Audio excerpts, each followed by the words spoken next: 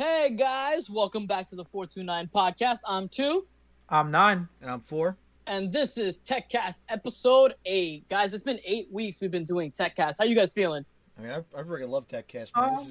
Look forward to this every week, Get my daily week of tech news and, only got to worry about it once every 3 weeks. And then you guys give me the rundown for the other 2 weeks.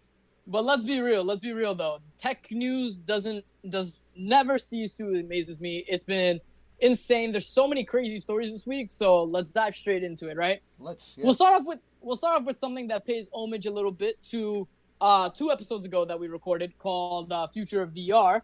But this was more on the AR side. So the first thing I want to show you guys was the Washington D.C. Metro passes, right? Now actually display the whole metro map in AR if you show it with your phone or with smart glasses. That's dope. This is actually really cool. So as a New Yorker, I've taken the subway multiple times. I've seen all the rats and everything. But this is actually really cool because you can now access the map at any point, any time in real AR life, right? So how are you guys feeling about this one? I actually seen this video I think a few days ago when this was posted, and I thought it was a concept kind of piece, or this is a cool idea the Metro should do. I didn't think it was an actual thing they implemented already. That's really amazing. That's awesome. That is really cool. I gotta tell you, this reminds me. You guys remember when we were at F8 a couple years ago? And they had those the AR badges and stuff Well, that worked for you guys. I was sitting here on my iPhone 6, all right? So I didn't have much. He was outdated. It reminds me of that, and maybe that's because that's my only real other AR experience that I have, just because it's not that popular yet. But I mean, it's kind of cool. It's pretty dope. I like that it's AR, but it's not crammed in AR. It's not something. It's not forced. It's I guess. It's a natural progression of where this should have went. Yeah, it's like if people don't have AR, like 2 who have his iPhone 6 back in the day, it wouldn't affect them. But people who do have the iPhone 10 or 11 or 12 and have the AR capabilities, it just adds a benefit. It doesn't hinder anyone. That's the best thing of everything. So I thought that was really dope. And New York's coming out with their own Metro cards soon, right? The Omni cards. So I hope to see these, and definitely in places like London and around the world where they already have these systems in place. I would love to see them upgrade the system and actually take advantage of it.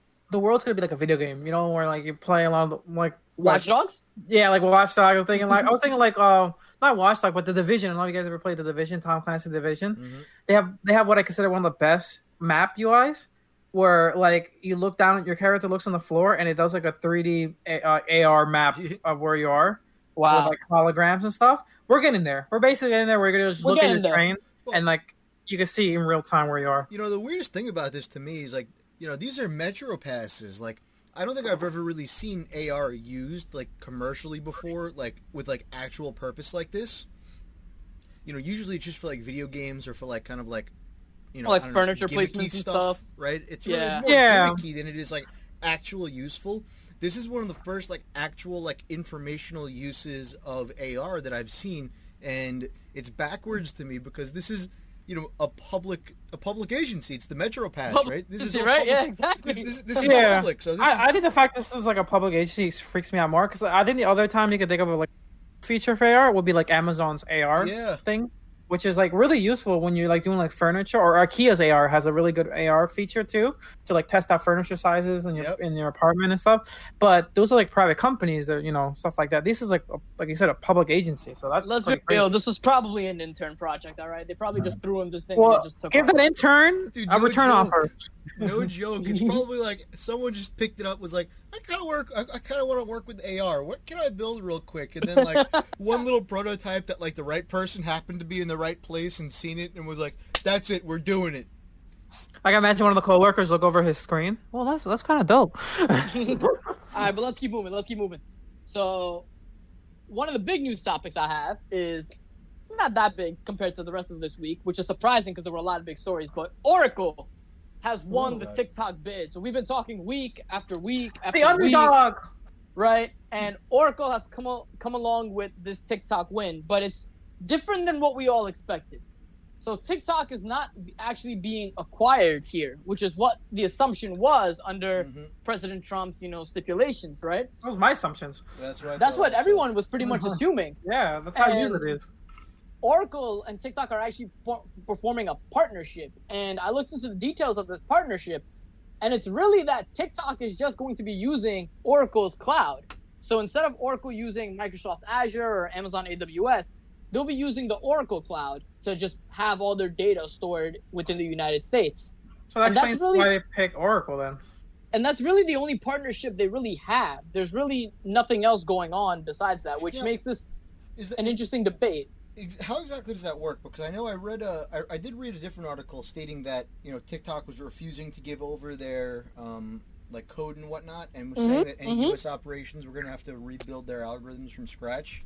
Now, if they're just partnering with Oracle, I guess, right? Like why is it exactly like that, right? Because I assume TikTok is probably using some type of cloud provider in China, right? That's probably going to be similar to Oracle's cloud service. So, I mean, if they're not risking giving it to a competitor, why are they being so secretive with the stuff? And so now it's just about the data at this point, really.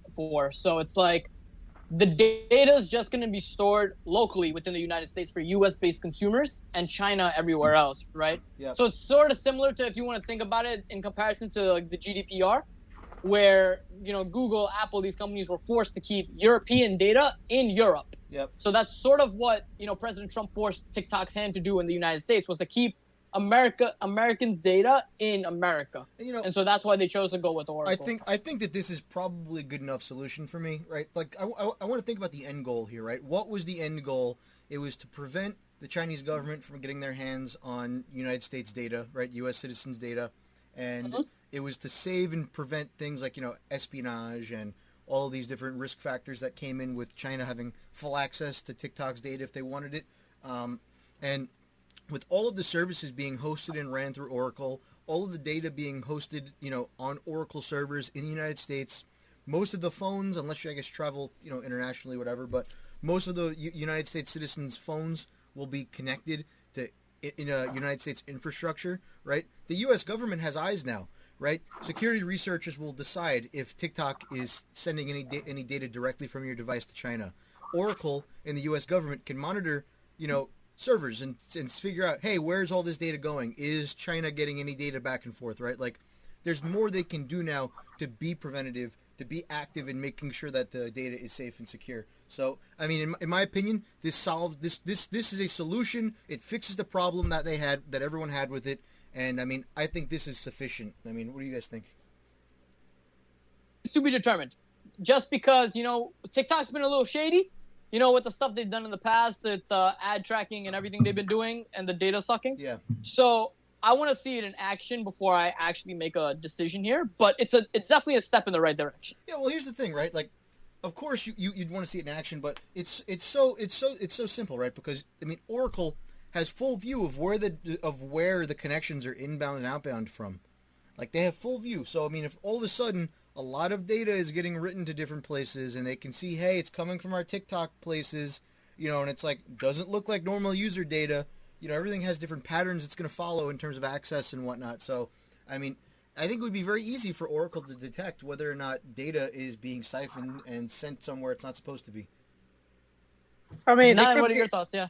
It could be that they I mean, it's definitely nice to have more eyes, as you said. American government having more eyes on American data. And I think it is a step in the right direction. What I fear is they're trying to really keep the algorithm and most of the code a secret, right? So it's a very high level view Oracle's going to have, nothing very in depth. Well, this is breaking news. Sorry to interrupt, Nine, but related to TikTok, right? Mm-hmm. Rumors are having it right now that Kevin Systrom will actually possibly become the next CEO of TikTok. Oh, man. So if you guys don't know who Kevin Systrom is, he's the co-founder and former CEO of Instagram. Oh. Right? So this is actually a big, big play, considering their former CEO of TikTok was chief of operations for Disney Parks. Yep. And now you're actually getting a social media I would say, pioneer to come and lead another social media platform. Yep. This could be very, very good and big for TikTok. TikTok may actually become the second major Chinese social media platform out there next to WeChat. So this is just something I think TikTok's going to be a major player to play with coming up soon. Mm-hmm. Possibly, yeah. I mean, they definitely have done a lot of right moves. They grabbed a lot of, I think, this generation's. They're definitely this generation's social Vine. Media. Yeah, not even Vine, just in social media in general. They definitely put their foot in that field market and solidified themselves in that regard. I'm not sure this Oracle deal fixes all the issues that were brought up. But like Tu said, I think it's a step in the right direction. I worried that, like I said, the algorithms are still remain hidden. A lot of the data pass-throughs we can see, but just because we see one connection go into another doesn't mean that a further connection can be made or backdoors are being installed or stuff like that. But I have to see it. I can't make any assumptions that I do not know. But moving forward, let's hit the next story for this week. This is a funny one. I don't know if you guys saw this, but United States Customs and Border Patrol actually stopped OnePlus buds from coming into the United States because they look like counterfeit AirPods. So this was actually really funny, and OnePlus and the United States Customs and Border Patrol actually had a little Twitter spat going back and forth, going like, hey, no, that's our product, like, we have people who are waiting to get it. Yeah, sure. Where'd you get these counterfeits, huh? Mm-hmm. And that's basically the response the U.S. Customs and Border Patrol gave. And the funny part is U.S. Customs and Border Patrol actually sent OnePlus a memo saying that, hey, you guys have to fill out this paperwork if you want to claim your items back that you shipped, considering we caught it as counter fraud. But this isn't just a small shipment here, right? This is 2,000 OnePlus buds that they claimed were counterfeit AirPods. So it's going to be really, really funny to see what happens. That's hysterical, man.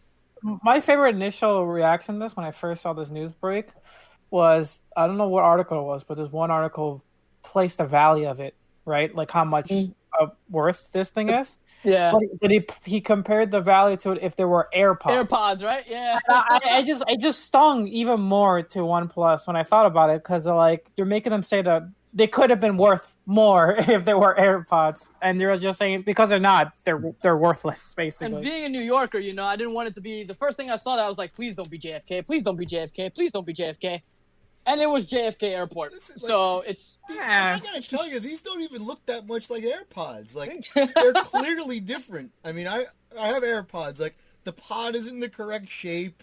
They have different features on the actual buds themselves. Well, that's what they said. That's what they said. They're counterfeit. They didn't say they're good counterfeits. They just say they're counterfeits. If it doesn't say AirPod on it somewhere. Oh, it said OnePlus buds on it. But those doesn't say AirPod. If it doesn't if it doesn't look like AirPods, like it's like if it doesn't, well, like, how you could confuse those? You could argue that maybe they were doing the remarketing in the country. That could also be a possibility. Just because it wasn't listed as AirPods doesn't mean that they're not going to be resold as counterfeits. But what's really funny was that Customs and Border Patrol were so happy when they caught this. They were like, haha, we stopped counterfeit things going through. A pat on the back, boys. Good job. Worth about $400,000 if these were real AirPods. Look at the packaging. Now we can prove the TSA. Come on. Now we can prove the TSA actually does something. Wait, what? And then they effed up. To be honest, right? I'm looking this to be devil's advocate. I'm looking at this from someone who is. You gotta remember that the people who report these counterfeits, right? They're not techies. They're not techies, right? So, I can see why they make the mistake, right? And even if you want to say, oh, but they're not listed as AirPods, they're listed as OnePlus. Yeah, but I mean, you can argue that they're listed on them at OnePlus because pretty similar from they're basically they're trying to list it as another company, because if you list something as AirPods and it looks that different, right, then that's a red flag. But if you list it as a different thing, right, you bring it into the country, then you change it to on AirPods once it's in the country, then that's how it makes sense if you think about it from like a smuggler's point of view. I really can't blame CBP here, right? They're just doing their jobs. I don't expect these guys to have like CS majors and degrees and super qualifications for this stuff, right? But like to the human eye, to just a non-tech person, I can't blame them for them looking at this going like, oh no, those are bootleg AirPods. Here's the thing, okay? Like, let me look at this Twitter account. Where's OnePlus? OnePlus on Twitter has 445,000 followers. All they had to do was Google the name, and they would have found out, oh, this is a legit company. Like, they didn't even take the time to just Google it, though, right? Like, this is my problem with it. It's not that they just mistook it, but it's like they didn't do any amount of research to determine whether or not they're actually fraudulent. Like, one Google would have clarified this in 30 seconds. You know, sometimes you don't get phone signal on the tarmac. Like, also, you could say that, you know, if these guys, if their mindset that these are, you know, counterfeits, right? They'll print anything on the box to make it look legitimate. So they probably, even if they did Google, they're like, oh, it's OnePlus, it's a legit company. That's fake. Well, There's no way. At that point, what's different then? What if they would have gotten an actual shipment of AirPods? They look exactly like AirPods. Nothing would have stopped them from just saying, "Oh, those might be counterfeit. We need to take them." Like, unless there's reason to believe they are counterfeit, I don't think that they should be, you know, well, this sounds more like merchandise. It sounds like more an error of like the shipment thing, because like if like you said if they were expecting a shipment of OnePlus, someone should have known that and they should have been, you know, cleared. So it sounds more like, you know, something terrible went in that. Why don't we move on? Let's get past this one. But let's keep going, right? So 2 more small stories before we hit the big 3 for this week, right? This one's a little close to my heart because I remember watching this actually go down. Microsoft's underwater data center has actually just resurfaced after a 2-year bottom of the ocean mission, right? Yeah. So the whole goal of Microsoft doing this was to have a remote data center underground, underwater, for obviously cooling reasons. And they actually filled the inside of the submarine with nitrogen. And there were no people on board. This was completely unmanned, right? Mm-hmm. And what was so amazing about this is that within the data center itself, out of all the hard drives that were in there, I think there was something about close to 1,000 hard drives for the server. Only 8 hard drives actually filled over this 2-year time span. Nice. And this really starts to bring into the viability of remote data storage, right? So we all know about the physical locations. You know, Google has them all over the United States, and other companies have it all over, like on land. But this really expands the reach of data centers to actually have, hey, no, like, let's have my data center literally right underwater of where my headquarters is, right? Like, it seems to bring a whole lot of value. And if the data center is not acting up, because they did an experiment where Microsoft's physical data centers actually performed worse than this underwater data center, this could be the new move going forward.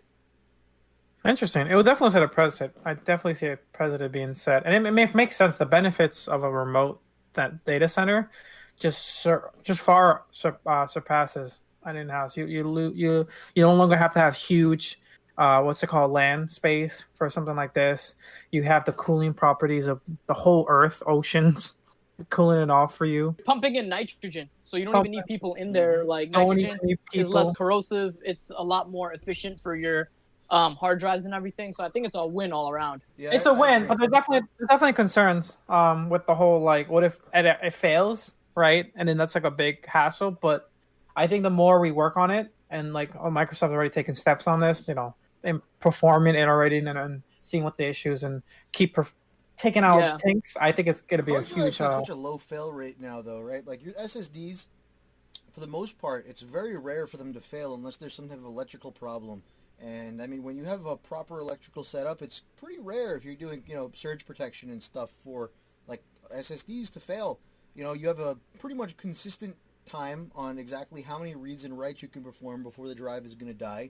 Like, that's set before you even take ownership of it. You have an idea, a really good idea of exactly how long the drive is going to last. So this would be more of a problem for me if you were using manual, like, actual hard disk drives. But a lot of storage is SSD now, and I mean, it's becoming so cheap and so, you know, like, I guess, reliable. I don't know if, you know, failure is really on the top of their priority list even now.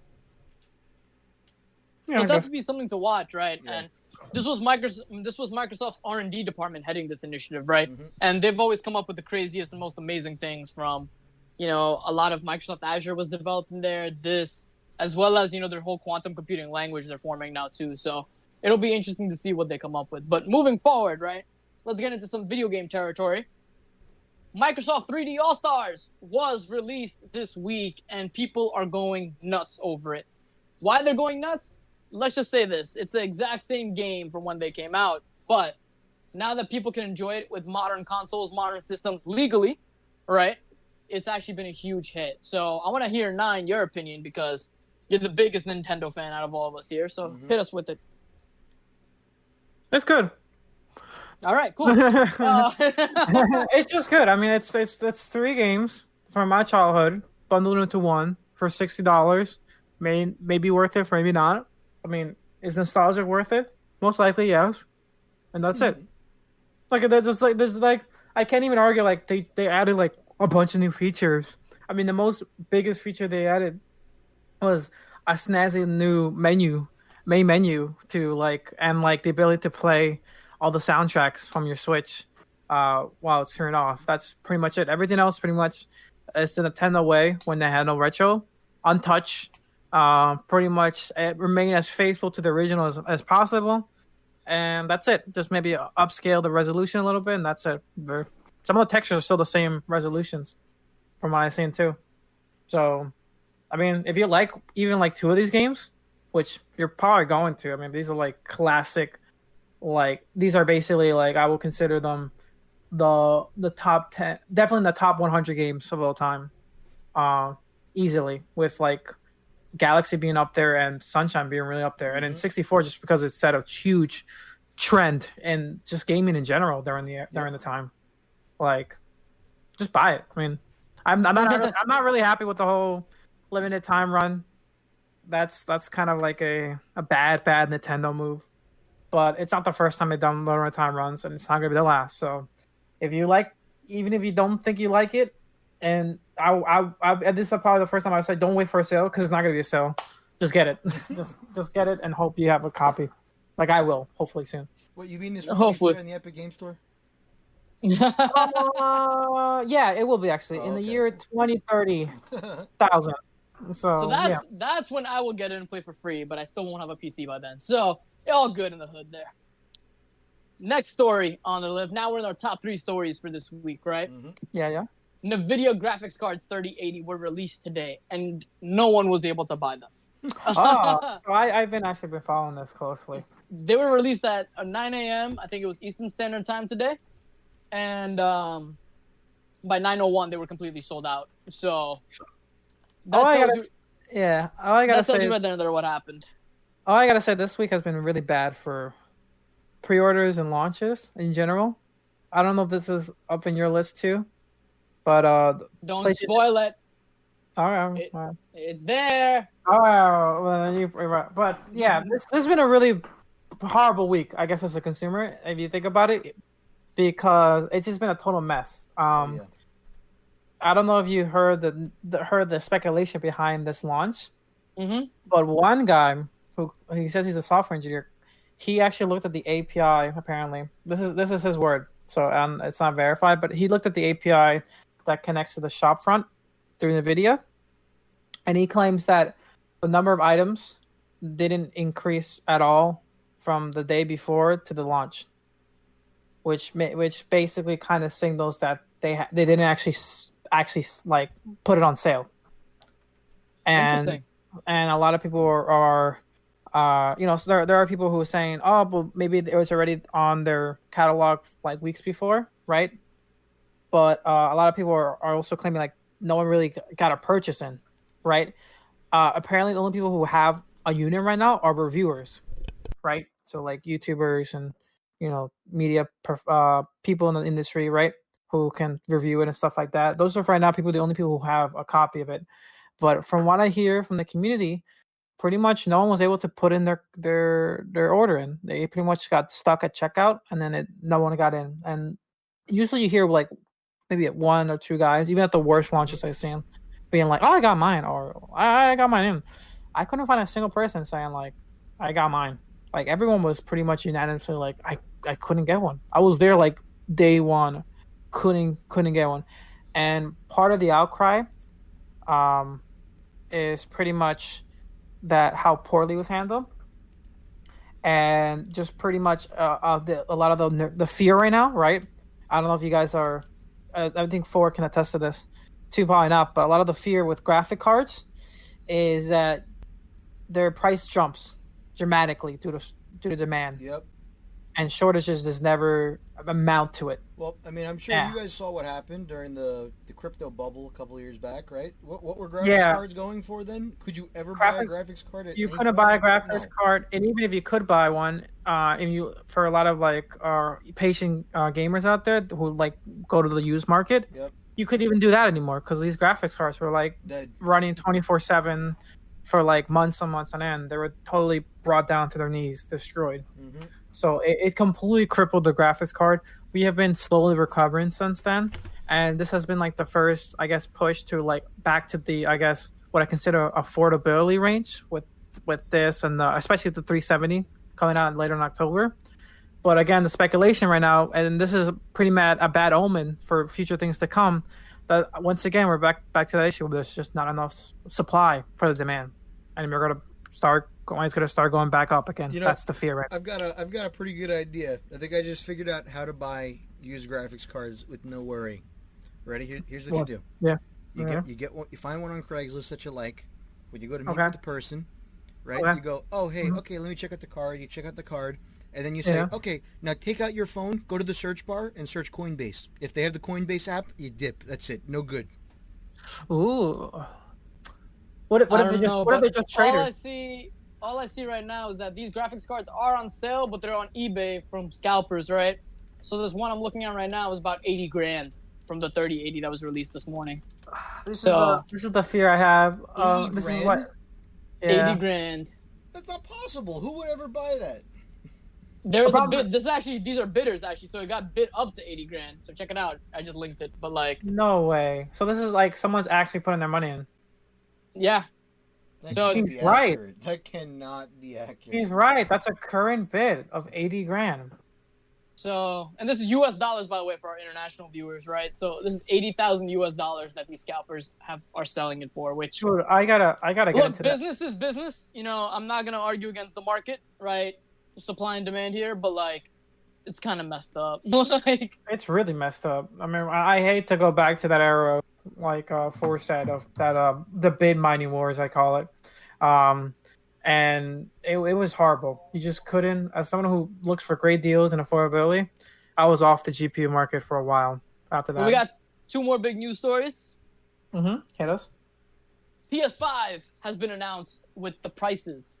So the PlayStation 5 will be with the disc at $499 and without the disc at $399, right? Oh, wow. Yeah. This is slightly above. I would say that the low-end model for the PS5 is slightly above what the Xbox Series S is being offered for. Mm-hmm. But both high-end models are actually the exact same price. So this is going to be a very interesting holiday season to see, which console really performs better. I mean, will people spend the extra $100 just to get the PS5? Will they not? I don't know. With the services that Xbox has been coming out with the Gamer Pass and everything that we discussed last week, it should be very interesting to see what goes on in the console wars. Mm-hmm. But I guess that emergency meeting paid off for Sony. I guess so. I was there. I watched some of the conference they had where they announced all this stuff. As a gamer, I was super excited, and I don't know if you talked about this too, but they did the pre-order for this, right? The pre-orders for these already got live. They're sold out, if I remember correctly. They're all sold out, and it's like I said earlier, what I was alluding to. It's another bad time to be a consumer because apparently they sold out in minutes, not even for some people seconds. Actually, these are all good signs, I guess. I feel like we're in the middle of a pandemic. Unemployment's still pretty high. But all of these high-end, expensive gaming devices are selling out instantaneously. Well, right? So, my concern is that they're selling out, but doesn't mean they're selling a lot of units. My concern is that they're actually have what I consider suboptimal. Supply? Yeah, like short in supply compared to what they would have if it wasn't because of the pandemic.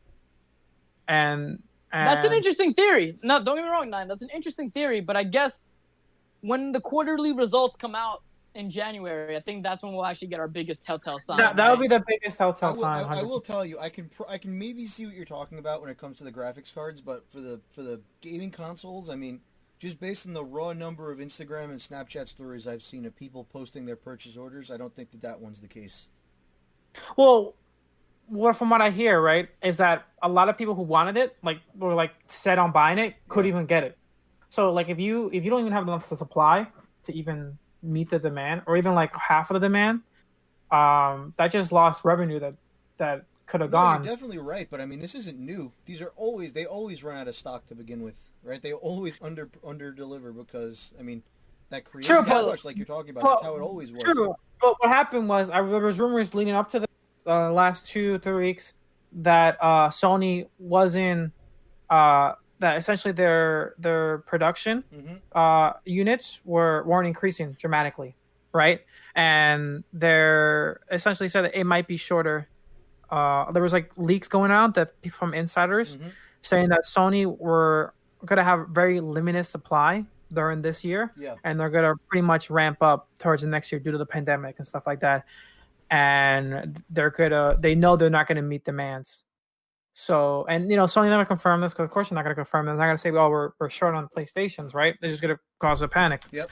But it just puts in perspective. Like, I'm not denying there's huge demand for it. I'm just nervous that the supply is a lot shorter than we actually think, and even if there's demand for it, it's not making the revenue or allowing people to spend into the economy and stuff like that. That's my concern. We discussed this before. The video game market has been the hottest market since the pandemic started. Like, you still can't buy a Switch right now either. Yeah. Right? So it's like, it's pretty crazy that we're like 6 months into the pandemic and you still can't buy a Nintendo Switch, right? Also, the problem that criticism is thrown at Sony is that, I don't know if you guys know this, but Sony, back when they first announced the PlayStation 5, right, they allowed people to sign up through email. Right, like, hey, we'll email you. We'll alert you when it's available for pre-order. Yeah. And they clearly said in their first conference when they announced this was that, don't worry, we're not gonna do it within 24 hours. We're gonna give you guys time to pre-order. People woke up the next morning, sold out. And apparently some people, when they got the emails, was like minutes after already sold out, or like even a half an hour. So that's a little. Look, these scalper bots are really good. Right, I have to say, these scalper bots are getting very good. They're evolving. They're definitely evolving. But the final story for this week, right? We alluded to it last week at Techcast, but now we actually have the full details and words of all the releases. Apple has had their September 15th event, right? I wouldn't say it's been the most exciting event out of all Apple events, right? Nine, I think earlier this week, you, and I quote, said this was the most boring Apple event I've ever seen in my life. That was not me. That was another friend of ours who was a huge Apple fan, but I agree with him, and it was pretty boring. I mean, to be fair, we kind of knew what was coming out, but the leakers weren't helping. Everyone's an Apple leaker these days. Yeah. Your own mother can be an Apple leaker in the disguise at this point, but people were leaking some what I would consider pretty credible stuff. Like, it had some proof, had some tangible evidence to it. And a lot of it still didn't even get revealed during this event. So maybe in the October event, rumors have it, there will be an October event. There will be an October. Yeah, there will be. Well, there has to be an October. I mean, like the iPhone, the iPhone has to come out. I mean, it's not going to just come out poof tomorrow. There it is. It has to be announced. The question is that, like, this was it's kind of like if you weren't in a market for an iPad, right? And watchables are growing in popularity, but there's still a lot of people who are like, I don't need a watchable, or I don't need an Apple Watch, right? This event pretty much didn't do anything for you. It was just kind of like there, happened, new band, that's cool, new iPad, cool. Yeah. But bye-bye.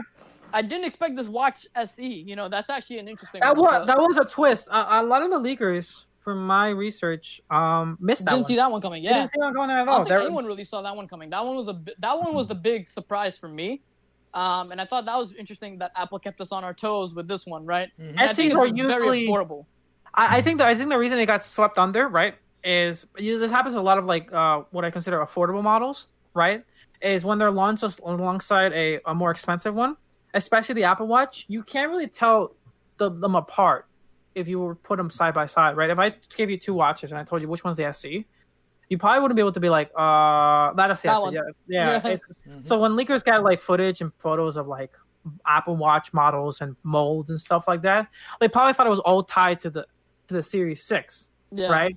And since unless there was like a manual that like got leaked that said, SE, right? Everyone's gonna be like thinking all these everything that's coming out from the Apple Watch R&D is probably for the Series 6. It's all for the Series 6. Yep. But along with this announcement came iOS 14 and 4. Why don't you go through some of the features that you've been telling us all about with iOS 14, right? We'll ignore 9's beta over the last 6 months. That's not important. I know we did talk about this in literally our very first podcast episode for WWDC, but I just know over the last couple of days, well, I guess literally since yesterday, I've been playing with, their reply features, which I think are really cool in messages.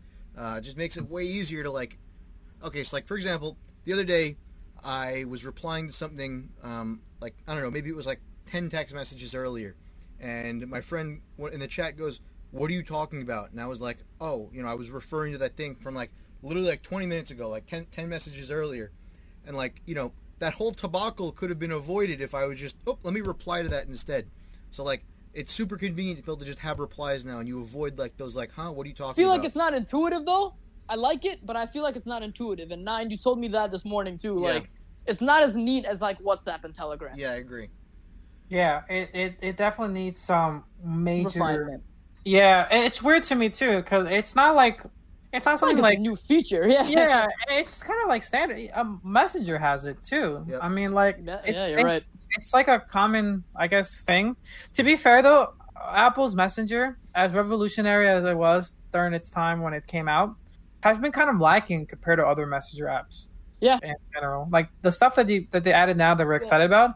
Been around for a while. Here's the thing. They never had any reason to do it, right? Because people just continued to use it.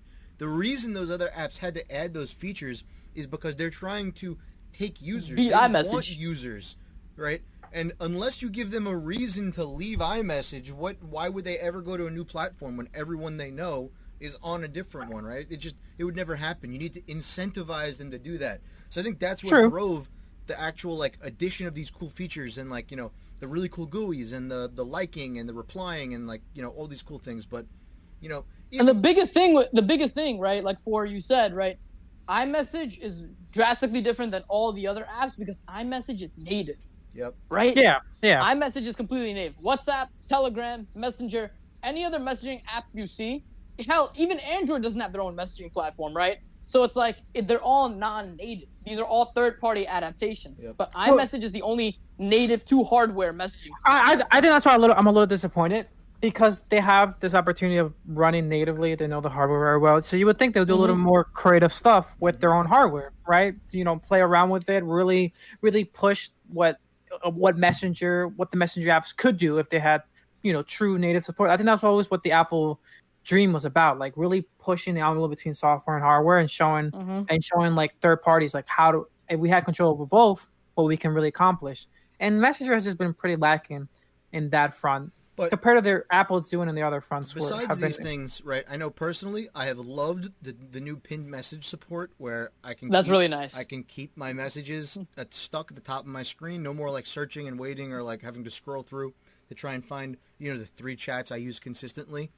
And then also within iMessage, I quite like the new group picture features where you can assign a photo to a group. I don't know. It's kind of just like a small little addition, especially since a lot of people already had like contact photos that you had and whatnot. But, being able to put like a group photo of you and your group or like, my family chat, I added a family photo. Squad. We have a 3-person photo, right? So I don't know. It's I think that's a small but like nicely welcomed feature by me. And then I know a lot of people were really excited for like the widgets and stuff, and the widgets are pretty cool. Don't get me wrong, but like they're pretty cool. I'm not gonna clutter my main page with a weather widget or something, right? I'd rather just swipe to the left like I'm already doing for being able to see weather and whatnot. So I probably won't take too much advantage of those unless maybe they have the option to make widgets like smaller or They do. It would be neat if I could like make my weather widget the size of my weather app, and then the weather widget would just replace the weather app. That way, it just shows the current temperature. Though. Well, no, it's not quite right because the widget right now takes up 4 spots.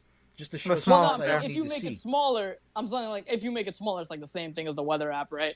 Yeah, well, okay, so I mean more along the lines of like just make the actual widget, which if you click, it actually opens. For example, the weather widget. If you click it, it opens the weather app. It means like how the clock works, the native clock works. Like it tells you the time. That's fair.